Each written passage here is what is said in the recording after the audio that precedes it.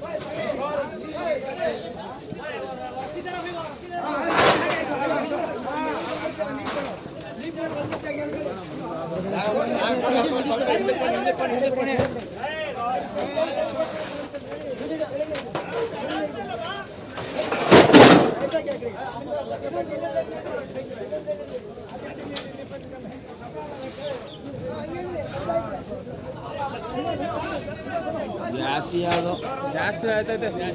ಉರಿ ಈಚಾಗ ಬತ್ತಾಯ್ತು ನೋಡಿ. ಉರಿ ನಿಮಗೆ ಯಾವುದೋ ಹಿಂದಕ್ಕೆ ಬರ್ಬೇಕು. ನೀವು ಎಫೆಕ್ಟು ನೀರು ಹೊಡೆದಷ್ಟು ಹಿಂದಕ್ಕೆ ಬರ್ತದೆ. ಕರೆಂಟ್ ಇದ್ರೆ ಎಫೆಕ್ಟ್ ಅದು. ಲೈಟ್ ಕಟ್ ಮಾಡ್ಬೇಕು ಕೆ ಬಿ ಅವರು. ಹಾಂ,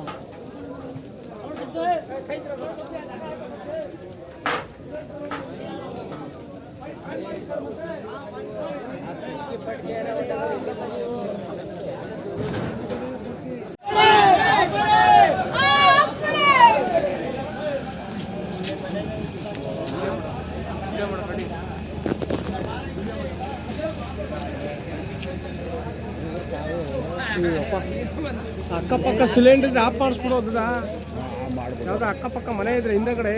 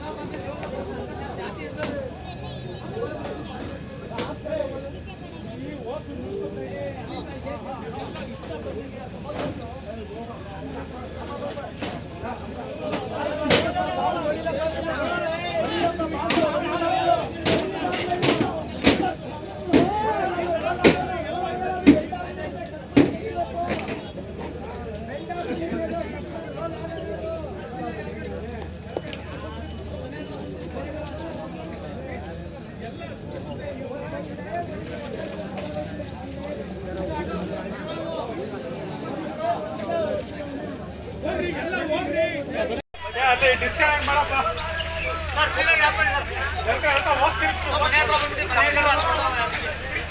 ಎಲ್ಲ ಹತ್ಬಿಡ್ತದೆ ನೀವು ಮಾಡೋ ಕೆಲಸ ಒಂದೊಂದ ಎರಡೇಡ